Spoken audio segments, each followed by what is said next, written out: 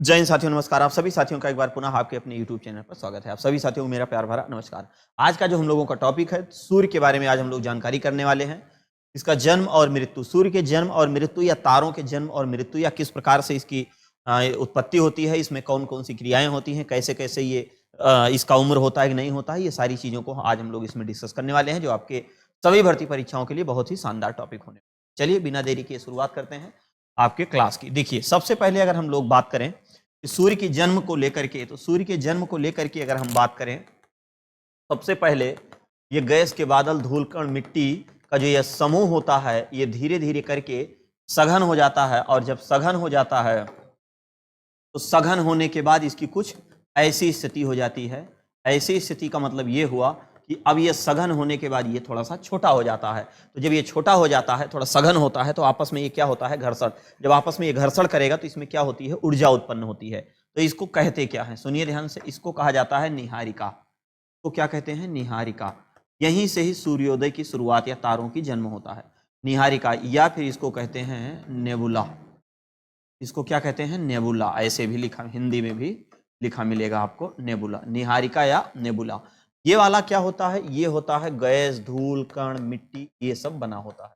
Gas हो गया, धूल कण, मिट्टी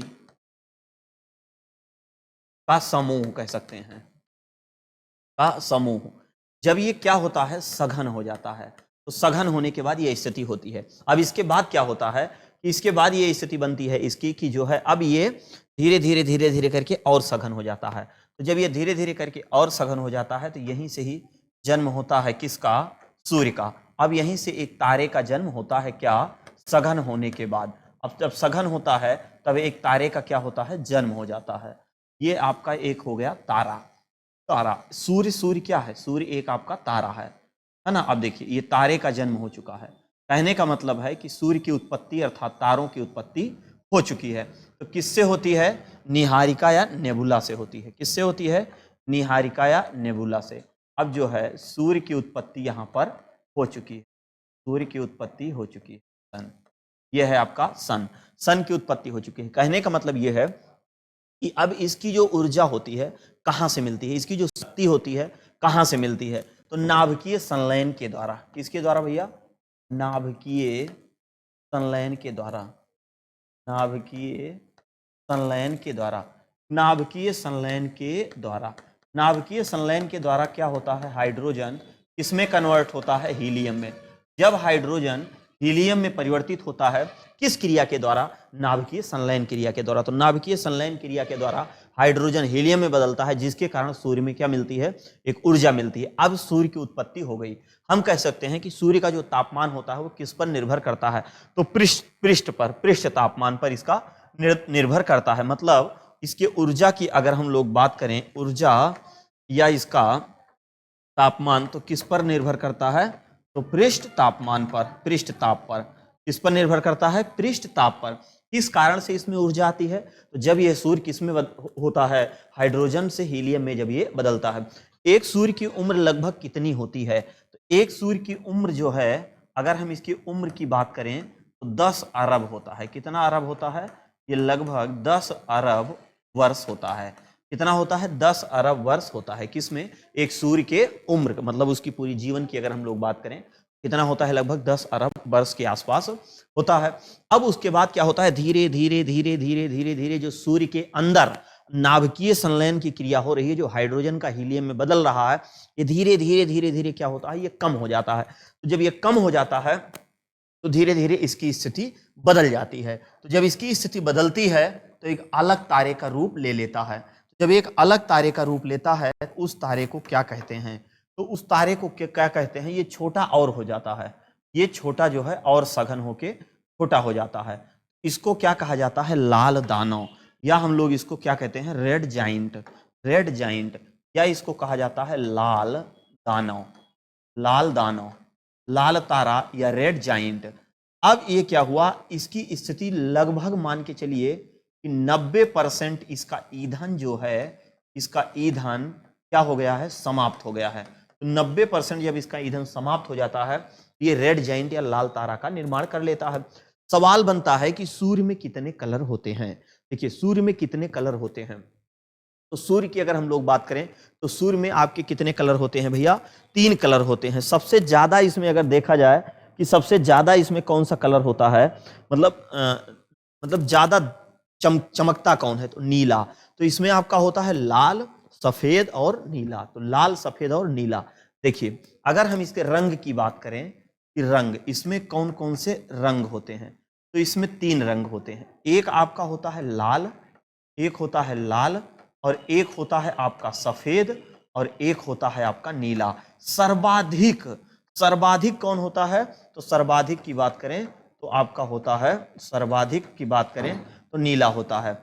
ये थोड़ा सा ज्यादा होता है, और ये जो है एक औसत होता है, औसत, एक तरह से कह सकते हैं औसत।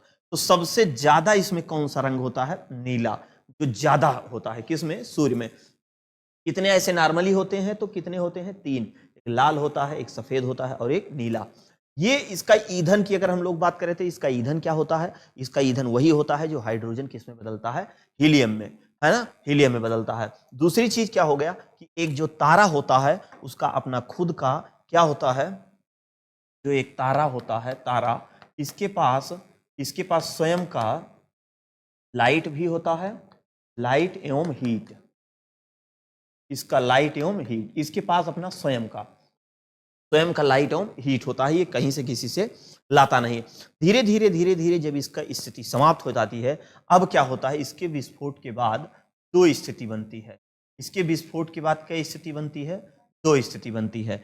देखिए एक तो यहां पर बनता है कि अब ये जो बन रहा है, इसकी स्थिति क्या हो रही है, अब इसकी स्थिति ये हो रही है, इसका लगभग 95% ईंधन समाप्त हो गया। जैसे आप ढेबरिया देखे होंगे, ढेबरिया या फिर गैस चूल्हा जो जलता होता है, जब उसकी गैस समाप्त होने वाली होती है, देखिए जैसे धीरे धीरे लुहुल लुहुल लुहुल लुहुल लुहुल भुक हो जाता है अचानक, उसी प्रकार से ये भी होता है। इसको क्या कहते हैं, इसको कहते हैं श्वेत वामन। क्या कहते हैं, श्वेत वामन। श्वेत वामन का मतलब ये हुआ कि 95% इसका ईंधन समाप्त हो गया। अब जब ये 100% इसका ईंधन समाप्त हो जाता है, 100%, अब ये 100% ईंधन क्या हो गया, समाप्त हो गया। भैया जब 100% समाप्त हो गया तो सिकुड़ बटूर के एकदम ही छुहारा हुई, और ये क्या बन जाता है, ये एकदम कालू हेडन बन जाता है, जिसको क्या कहते हैं, काला वामन। तो काला वामन की अगर हम लोग बात करें तो ये भी सूर्य की क्या है, अंतिम अवस्था है। इसको क्या कहते हैं, सूर्य की ये अंतिम अवस्था है। इसको क्या कहा जाएगा, तो कहेंगे काला वामन। क्या कहेंगे, काला वामन। काला वामन का मतलब ये हुआ कि ये सूर्य की अंतिम अवस्था है। सूर्य की अंतिम अवस्था, ये क्या है भैया, सूर्य की अंतिम अवस्था। तो सूर्य की अंतिम अवस्था क्या है, काला वामन। श्वेत वामन होता है काला वामन से पहले। अब जो दूसरा टुकड़ा है, ये तो बहुत बड़ा टुकड़ा है। जो दूसरा वाला टुकड़ा बन रहा है, ये तो बहुत बड़ा टुकड़ा है। अब ये जो बहुत बड़ा टुकड़ा है, इसको क्या कहते हैं, इसको कहते हैं सुपरनोवा, या फिर इसको कहा जाता है अभिनव तारा। सुपरनोवा या अभिनव तारा का मतलब क्या होता है, सुपरनोवा या अभिनव तारा की उत्पत्ति किस तारे से होती है, तो इसकी उत्पत्ति होती है किससे, रेड जाइंट या फिर लाल दानव से। रेड जाइंट या लाल दानव से इसकी क्या होती है, उत्पत्ति होती है। इसकी उत्पत्ति यहां से मानी जाती है। ठीक, अब देखिए इसका नाम क्या दिया गया है, इसका नाम दिया गया है सुपरनोवा। क्या नाम दिया गया है इसका, सुपरनोवा। सुपरनोवा, सुपरनोवा या अभिनव तारा। सुपरनोवा या अभिनव तारा, ये सौरमंडल की अगर हम लोग बात करें तो ये सबसे बड़ा तारा होता है, सबसे बड़ा तारा होता है। पूरे सौरमंडल की अगर हम लोग बात करें तो सौरमंडल का सबसे बड़ा तारा होता है ये। सौरमंडल का सबसे बड़ा तारा होता है, सबसे बड़ा तारा होता है, सौरमंडल का सबसे बड़ा तारा होता है। अब क्या हुआ, इसका विस्फोट हुआ। तो जब इसका विस्फोट हुआ, एक बना न्यूट्रॉन तारा, एक बना न्यूट्रॉन तारा, एक बना पल्सर तारा, एक बना पल्सर तारा, एक आपका बनता है क्वेसर तारा और एक आपका बनता है ब्लैक होल। ब्लैक होल मतलब एकदम छोटवार तारा, एकदम सिकुड़ बटूर के छुहारा हो चुका है, यह एकदम ये पूरी तरह से क्या हो गया है, ब्लैक होल। ये भी तारा की अंतिम अवस्था है। इसको क्या कहते हैं, इसको कहा जाता है ब्लैक होल। इसको क्या कहते हैं, ब्लैक होल। यह भी जो है, यह भी तारों का क्या होता है, अंतिम अवस्था है। यह तारों की अंतिम अवस्था है, तारों की अंतिम अवस्था है। यह तारों की अंतिम अवस्था है। तो दो जगह तारों की अंतिम अवस्था हो रही है, एक तो ब्लैक होल के नाम से हो रही है और दूसरा आपका काला वामन के नाम से हो रही। सवाल पूछता है कि पूरे सौरमंडल का सबसे तीव्र गति से घूमने वाला तारा कौन है। देखिए, जैसे कोनो मोट आदमी है, तंदुरुस्त, अब उसको डांस कराने के लिए भेज दिया जाए, उसे ऐसे डग डग डग डग डग डग दल दल दल करेगा। लेकिन कोनो एकदम पाता, एकदम छरहरा हो, देखिए टन टन टन टन टामन टामन डांस करेगा। तो उसी प्रकार से ये जो पल्सर तारा होता है, ये सर्वाधिक तीव्र घूर्णन करता है।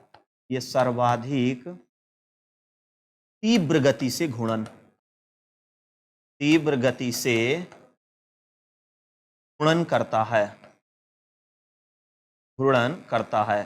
तो सबसे तीव्र गति से घूर्णन करने वाला तारा कौन सा होता है, पल्सर। सबसे बड़ा तारा कौन सा होता है, तो आप देख रहे हैं सुपरनोवा। सुपरनोवा की अगर हम लोग बात करें तो सुपरनोवा सौर मंडल का सबसे बड़ा तारा है ना।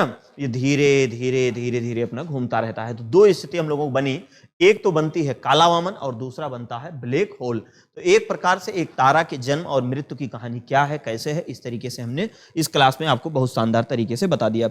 सूर्य का जो हम कह सकते हैं एक सतही तापमान क्या होता है, तो सूर्य का सतही तापमान, सूर्य का सतही तापमान 6000 डिग्री सेंटीग्रेड होता है।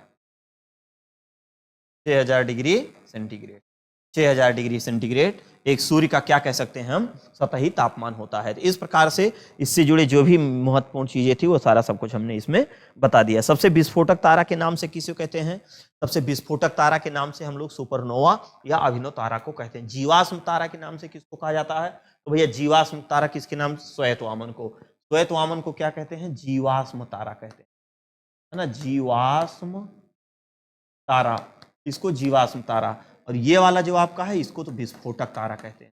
क्या कहते हैं, विस्फोटक, विस्फोटक। इससे ज्यादा आपका यहां से कोई भी क्वेश्चन नहीं बनेगा। ठीक, तो इस प्रकार से आपको सारी चीजें समझ में आ गई होंगी। इसी प्रकार मिलते हैं एक और शानदार नेक्स्ट क्लास में। तब तक के लिए आप सभी साथियों को जय हिंद, वंदे मातरम।